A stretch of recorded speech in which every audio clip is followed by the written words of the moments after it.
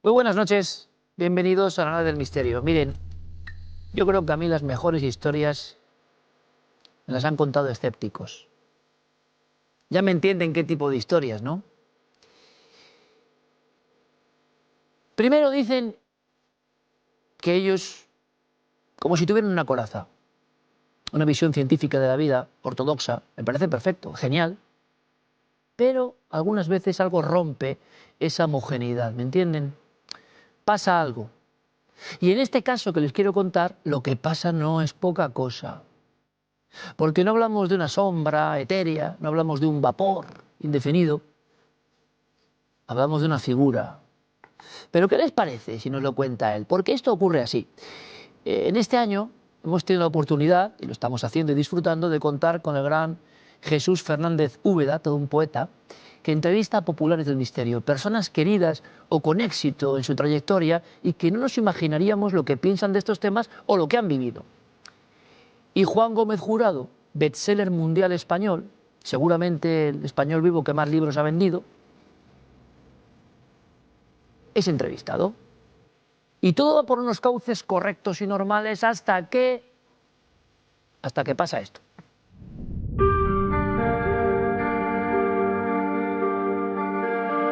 Juan Gómez Jurado tritura con su obra ese tópico tan sobado de que en España no se lee.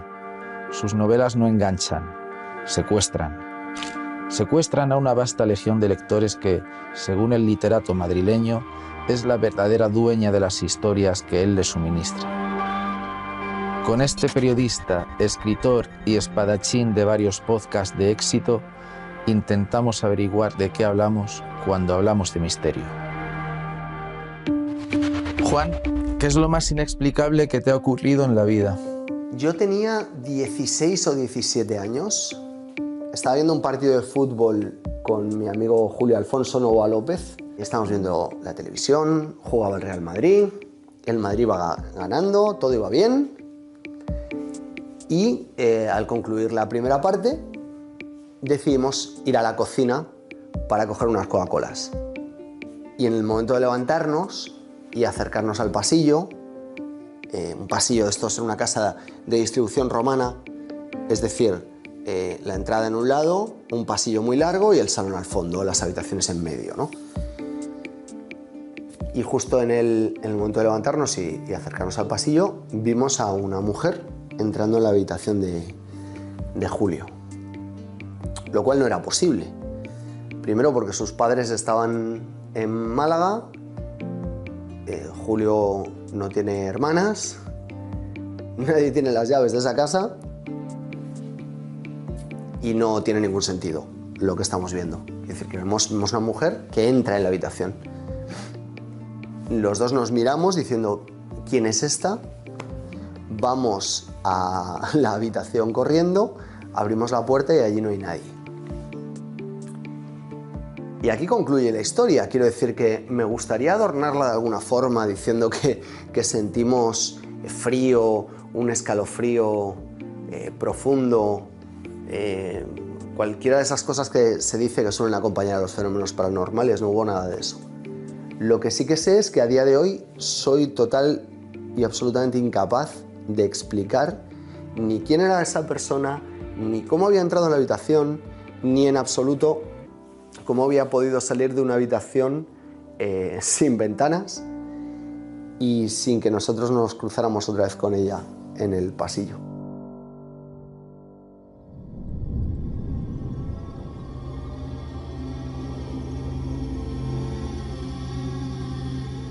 Es difícil contar una historia de un encuentro, lo sencillo siempre es lo más complicado. Claro, lleva toda la vida haciendo de cronista de la realidad y de la irrealidad. Pero claro, lo decíamos, cuando un escéptico te cuenta esto es cuando dices, hombre Juan, esto hay que ampliarlo, por favor. Juan Gómez Jurado, bestseller en todo el mundo y español, cosa que es un orgullo, y que de repente en la entrevista con Úbeda nos suelta esta perla. Buenas noches. ¿Qué tal? Buenas noches. ¿Cómo lo has visto?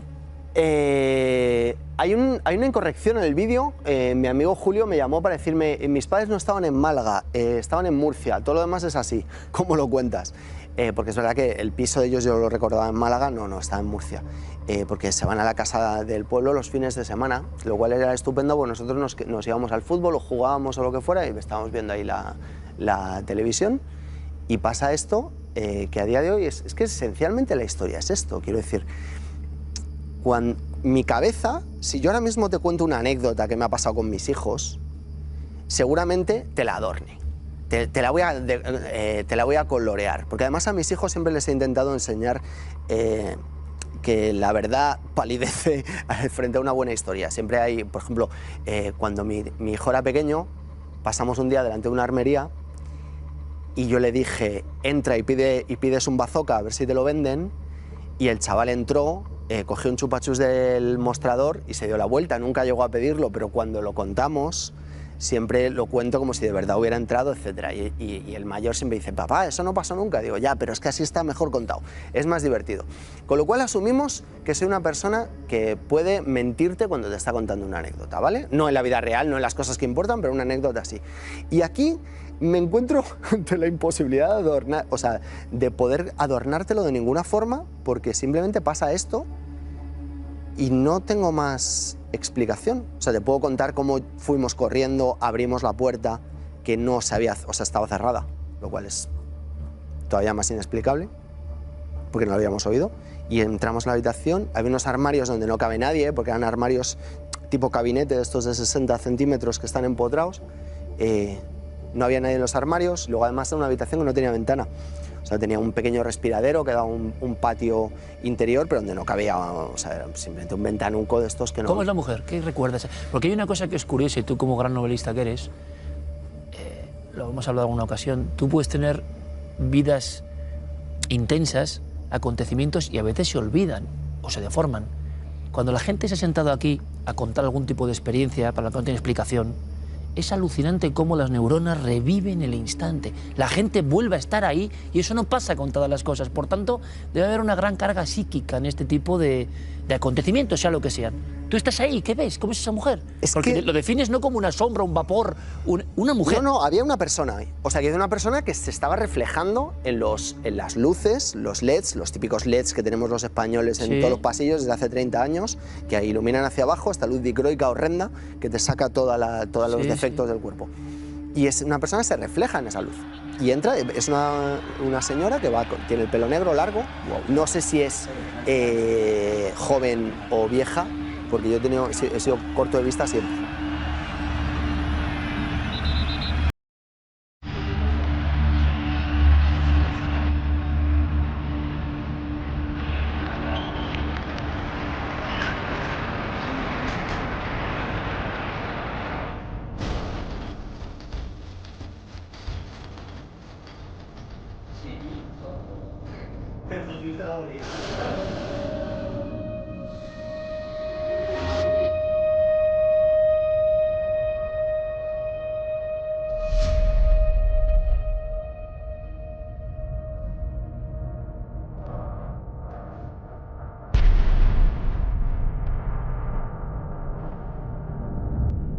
Humildemente no sé qué decirte, ¿sabes? Y pasa, es tan evidente para los dos, para los cuatro ojos, que salís los dos, no es que uno dude tal. No, nos miramos inmediatamente. O sea, es lo primero. Los dos. Lo primero nos miramos para decir: hay alguien ahí, ¿no? Y Julio dice: ¿y quién es? O sea, porque los dos creíamos que el otro tenía que tener la respuesta de quién era esa persona, porque estábamos los dos solos en casa. Y además estábamos, quiero decir que estamos bebiendo Fanta o Coca-Cola, no me acuerdo, un refresco. Entráis, vais a la habitación, vamos corriendo. O sea, la puerta está cerrada. 5 o 6 metros de 5 o distancia. 6 metros. O sea, eso es lo que... Abres la puerta. Y abres la puerta, lo cual le implica otra capa de incomprensión. Porque si la puerta está cerrada, ¿por qué no la hemos oído abrirse ni cerrarse? Entonces, bueno, pues es otra cosa que a día de hoy me sigue tocando las narices. Y entras ahí y haces una inspección ocular, digamos, con muchos de los personajes de tus novelas, inspección ocular de un territorio. Pero un territorio que es una habitación de 4 por 3 metros, o sea, no hay... ¿Y qué pasa después, entonces? ¿Qué os decís? ¿Qué ocurre? Pues ahí hay 10 metros cuadrados, 12 metros cuadrados, 12 metros cuadrados, Y entonces, pues, la verdad es que nos asustamos un poco, ¿eh?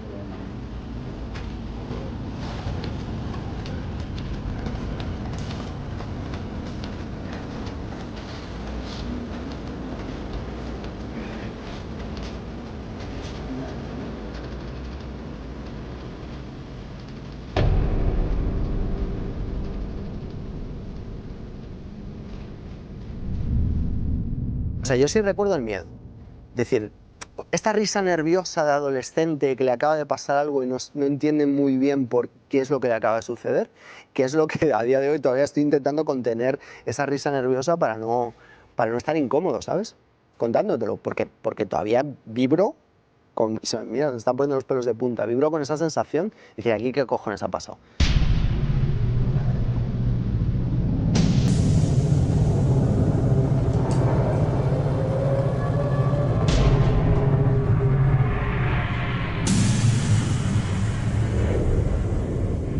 Esto ha ocurrido hace exactamente más de 30 años. Sí, yo voy a cumplir 46, pues o 29 o 30. Mira, justo años. estamos en el 30 aniversario de alguna manera, vale. En 30 años has revivido, imagino, muchas veces esta sensación o lo que pasó. No has tenido explicación. Imagino que has intentado darla. No ha habido. Lo he contado muchas veces. Quiero decir que, mira, yo he vivido en una familia en la que el único escéptico era yo. ¿Qué quiere decir esto? Quiere decir que cuando yo le contaba esto a mi madre le encontraba una explicación inmediata. ¿Por qué? Porque era una persona extraordinariamente creyente. Ella cuenta que cuando su madre falleció, vio al demonio en una esquina de la habitación y entonces el cura le hizo la extrema unción y con el hisopo le salpicó agua bendita y que su madre murió con una expresión de paz. Dijo que ya había desaparecido eso. Y eso yo sí soy capaz de explicártelo, porque es verdad que cuando nos acercamos a la muerte, científicamente dicen que podemos llegar a ver cosas. Vale, eso te lo puedo explicar. Mi madre encuentra otra explicación y es que simplemente el diablo se había aparecido en su habitación. Entonces ella encuentra su explicación y encuentro la mía. Esto se lo cuento a mi madre y dice, pues veríais a alguien que estaba en esa casa. Se lo cuento a la madre de Julio, que echaba las cartas, que era medium, y dice, es que en esta casa vive otra persona. Aquí está la clave, es decir, vamos a ver, o una clave. Resulta que la madre de tu amigo... Ella sí cree profundamente en eso. No solo cree, sino que hacía algunas cosas de medium. Bueno, ella echaba las cartas, es verdad que ella decía que tenía lo que llaman los gallegos el ojo, ¿sabes? El ojo... Sí, claro. ¿sabe? ¿Era un poco una amiga moderna, de alguna manera, o qué? Ella creía en eso, o cree, porque Charo afortunadamente está viva y está con nosotros y ella cree profundamente que en esa casa vivía alguien. ¿En esa casa se había hecho procesos de mediunidad o de echar las cartas o de espiritismo? Ella había hecho una limpieza porque estaba convencida de que había alguien que no se había querido ir. Y eso a mí me lo contaba y yo me vas a disculpar porque ya sabes que como escéptico que soy, mi primera reacción es reírme. Pero es que esto me lo cuenta meses antes de que pase lo que pasa después y entonces ya me río menos, claro. Pero sigo siendo escéptico, pero necesito una explicación a esto que nadie me puede dar. ¿Nadie te puede dar? Es que nadie me la puede dar. Una alucinación colectiva, digo. Tan corpórea, ¿no? Entonces es que las alucinaciones colectivas son muy difíciles, la folía de lo que sea, pero claro, ver lo mismo, cuando hablas con tu amigo, la descripción es la misma. Lo mismo, la misma descripción. ¿Él llega a ver algún detalle más que tú, no? No, porque es curioso, porque incluso hablando con él, que lo pusimos en común, de hecho él ve hasta menos que yo, o sea, él ve, no se fija en el color del pelo de ella, yo sí me fijo en que era negro o castaño muy, muy oscuro. Intuyo que negro porque debajo de la luz tendía hacia lo azulado, cuando el pelo castaño oscuro debajo de la luz fuerte tiende hacia lo rojizo. Y créeme que esto lo he rebobinado en esta cabeza muchas veces durante este tiempo. Y él no se fija en el color del pelo de ella, sí en el vestido, porque el vestido era un vestido vaporoso, como muy anacrónico. De alguna forma. Pues es un clásico total, no es por nada, Juan. Es un clásico total, la falta de audio en toda la experiencia. La irracionalidad de la experiencia. Oye, una cosa, Juan, cuando estabais ahí en la posición, que además tú, claro, lo has demostrado, bueno, Reina Roja es tu último super éxito a nivel de serie, incluso en todo el mundo, todo el mundo. Claro, yo me doy cuenta hablando contigo, ya viniste hace muchos años, ¿te acuerdas? A hablar del Anillo, de aquella historia, de otra de tus novelas. La capacidad del novelista de describir escenas cómo refleja el pelo un color u otro, ustedes lo han visto, en disposición romana de una habitación. Bueno, pues no es un testigo cualquiera, se lo digo sinceramente, la capacidad descriptiva de Juan Gómez Jurado no puede ser la de cualquiera. Entonces, por su propio oficio durante décadas. Entonces, ¿qué ocurre?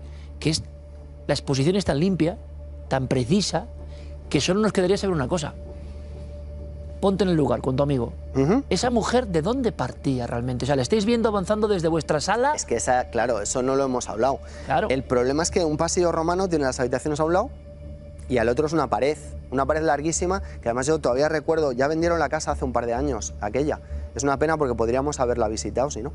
Pero el pasillo estaba completamente desnudo, hasta el punto que yo siempre le decía a Charo, ¿y por qué no ponéis aquí un cuadrito o algo? Y dice, no, porque si no se va a quedar muy cargado. Es verdad que era un pasillo muy estrecho. Cuando te digo un pasillo muy estrecho es que serían 1,10 m, o sea, da para un paso de una persona. Eso es para todo lo que... Entonces, ¿esa figura va de espaldas a vosotros? No, está de lado. De lado. O sea, nosotros salimos, si esto es la casa, ¿vale? Y tú entras por la puerta y esto es el salón y aquí hay un pasillo. Entonces, la figura camina desde la pared, o sea, como si hubiera estado apoyado en la pared, cosa que yo no llego a ver. O sea, yo la veo dando un paso hacia adelante y entrando a la habitación. Entonces, cuando ya vamos allí, te diría que corriendo, pero no nos da para correr, andando deprisa, porque no te da tiempo a arrancar y tal, y entonces te encuentras la puerta cerrada. ¿Llega a ser el movimiento, Juan? Sí, eso sí. El movimiento del paso. O sea, el movimiento del paso... ¿O el traje va? No, no, yo te diría que sería una persona andando normal, como si te viera andando a ti. Solo que no oyes los pasos ni oyes nada.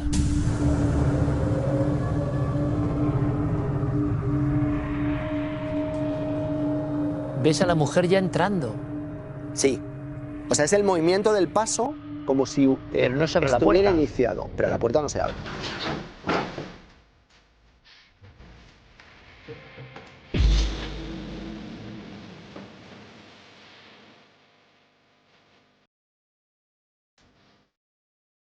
Mira, me vas a firmar esto. Oye, tienes por novela también, ¿eh? Tienes una novela, inicio, y no te creerían. ¿Eh? ¿Te das cuenta? Y no me creían. No dirían, bueno, una novela. Claro, pero en una novela soy capaz de sostener cosas. O sea, fíjate que nunca he incluido un elemento sobrenatural en mis libros. Pues ya va siendo hora. Pero, Qué menuda experiencia. Pero, ¿cómo arranco? O sea, esto me sirve... Las cosas que tú me has enseñado antes, yo veo tu plató, veo todas las cosas que cuentas y pienso, con eso escribía una cosa, con eso escribía otra cosa, con eso escribía algo. Pero con lo que te he contado no soy capaz.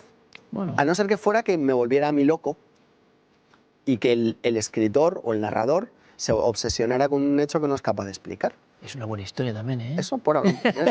Mira, pero Juan, me vas a tener que pagar, hombre, es decir, vienes aquí, claro, vienes aquí, te inspiras y vete tú a saber lo que da esto. Oye, ¿cuántos millones de ejemplares? De Reina Roja llevamos 3,5. Lo dices en así, en lo España. dices así como una cosita normal, ¿no? Bueno, estoy muy agradecido a todos los españoles que han leído esta historia y que les gusta. Es un fenómeno alucinante. No sé si se ha vivido alguna vez en un escritor nacional, ¿no? Nunca. Estas cantidades nunca, ¿no? No lo sé, pero es bonito, desde luego. Quiero decir que intento también pensar lo menos posible en eso, ¿sabes? Como que intento como disociarme un poco. Como pero que es un poco falso humilde también te decir, o sea, te está pasando. No. No es sencillo, ¿no? No. Hombre, yo entiendo que hay que autoprotegerse, porque si no... Es protección, eso es. Fíjate, yo es que no entiendo la humildad como la palabra que viene en el diccionario. Yo creo que la humildad es levantarse todos los días y levantar la persiana. Y seguir trabajando, no creer que te viene nada dado por derecho. Pero para todo lo demás, no diría que soy una persona humilde, todo lo contrario. Porque ¿cómo puedes ser humilde? O sea, ¿cómo tú o yo podemos ser humildes? Si nos sentamos delante de una cámara o delante de un teclado y creemos que tenemos algo que decir, es que esa humildad no puede existir. Yo creo que la humildad la tenemos que demostrar pues sentándote tú en la silla o yo delante del teclado, ¿no? No sé. Pero a la hora de analizar las cifras, lo que pienso es, voy a pensar lo menos posible en esto. ¿Sabes? Como que si le estuviera pasando a otro o le pasa al libro o el libro tuviera vida propia, que al final es lo que sucede, ¿no? Claro. Y las historias tienen vida propia, es un gran misterio, ¿no? Tú intentas meterle la correa, pero van por su... ¿Sabes dónde es otro misterio grande ese. Ese es el único lugar de mi vida, ahora que me tiras de la lengua, donde yo creo que me falla el escepticismo. Que es cuando pienso, ¿y no están las historias en algún sitio y de alguna forma aterrizan en nuestra cabeza? La vida propia, ¿no? De alguna forma, como que de repente deciden nacer en la cabeza de alguien. Yo ni si te lo dije cuando viniste con la otra novela hace mucho tiempo, que tenía muchos componentes de aventura. No lo sé, igual me estoy equivocando, pero tiene una frase que me dijo alguien en algún pueblo español que me pareció impresionante. Y yo puedo también, como tú, confundir a veces como en el fondo cronistas que somos, pero yo creo que fue un hombre con una hoz y me dijo algo así, que las historias quieren ser contadas. Y me pareció tremendo. Es que es así. O sea, es decir, como un ente vivo, ¿vale?, que utiliza a ti de antena y se muestra. Porque muchas veces, y yo también he escrito, evidentemente no con el éxito de Juan Gómez Jurado, del que nos sentimos todos muy orgullosos, pero tú vas a hacer una cosa incluso planificada, o yo que hago músicas de este programa, y no tiene nada que ver con lo que tú tenías previsto. Entonces tú dices, ¿en qué momento estoy derivando? ¿He sido solo yo? Porque aquí... Eso yo creo que lo habíamos hablado fuera del micrófono o dentro del micrófono, ya no me acuerdo, Seguro. hace muchos años, cuando la historia de Juan Carlos Febrero y de su padre, que se había encontrado un señor que le había acabado dando el emblema del traidor. El emblema del traidor. Claro, lo que me decía Juan Carlos es, ¿tú sabes la de veces que he contado yo esta historia? Y ha caído en saco roto, ¿sabes? Porque la cuentas en un bar, la cuentas en la notaría, la cuentas a un periodista incluso, que a lo mejor hace un suelto. Y de repente me la cuenta a mí y acaba siendo el germen de una historia. La historia esperaba a ese intercesor. Entonces, ves, aquí sí que me falla el escepticismo. Qué bien. Un poco. Pues me encanta. Oye, a ver si vemos alguna novela con... Oye, sería maravilloso, desde luego, ¿eh? Me ha parecido una crónica fantástica, Juan. Yo sabía que había que sacarle jugo a esto, pero porque las mejores historias, precisamente las que cortocircuitan un poco y es bonito en la vida, es la que te cuenta un escéptico. Mucho éxito, Juan, de verdad. Muchas gracias, Te deseo Quique. todo lo mejor. Espero Hasta la no tener próxima. que venir a contarte ninguna historia nunca más, porque que pasen otros 30 años sin que me suceda nada. Bueno, o sea, que tienes un recuerdo un poco angustioso de la experiencia. He tenido pesadillas con ello.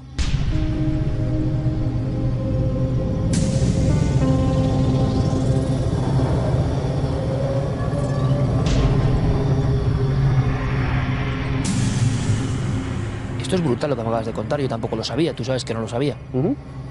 En la mayoría de experiencias, llámalas anómalas, no explicables, tengan una explicación, ¿eh? Todo es parte de la naturaleza, pero ¿por qué y de qué manera? Bueno, pues y se me ponen pelos de punta, la inmensa mayoría de las personas que hemos tenido alguna experiencia o testigos que han estado aquí, un elemento que te diría que el 95%, y como comprenderás, soy un catastro enorme del Claro. tipo de experiencias, es la vuelta de la experiencia recurrente, a veces un poco transformada, no siempre exactamente igual, en el sueño. Tú sabes como yo que el sueño sigue siendo otro gran misterio, ¿no? Los antiguos le dan una importancia que hemos olvidado. Pues vuelve y vuelve. Pues es curioso, porque cuando me ha vuelto, nunca ha sido de forma positiva. Y Ya. eso es lo que me molesta, Ya. de alguna forma, ¿sabes? Porque hay veces que tienes sueños que son alegres, agradables, o los recuerdas con... Yo sueño con mis padres. Esto es muchas otra veces, cosa, ¿verdad? Y esto no. Esto no. Oye, a lo mejor se ha gestado aquí un inicio de la historia de una novela futura de Juan Gómez Jurado, nos gustaría. Te deseo todo lo mejor, compañero, mucho Muchas éxito, de gracias, verdad. de Y verdad. sobre todo, aparte del éxito, una cosa que también es un mensaje importante. A pesar del éxito, o a favor del éxito, seguir disfrutando de lo que uno hace, porque al final es la clave. Si no, como te dejes atrapar por el sistema, Juan, eso no puede ser. Eso es lo peor de todo. Eso falla. Y haga usted por aquí, y estos temas no venden, y haga usted esto, y cambie usted esto. No. No. Un abrazo, muchas gracias, compañero. Que vaya muy Gracias, bien, de te verdad. deseo lo mejor. Bueno, precisamente, vamos a recordar, porque esto es para recordarlo, ¿eh? Y ahora vamos con otras historias. Yo no sé si Camilo mantendrá esta luz, que a mí me gusta mucho.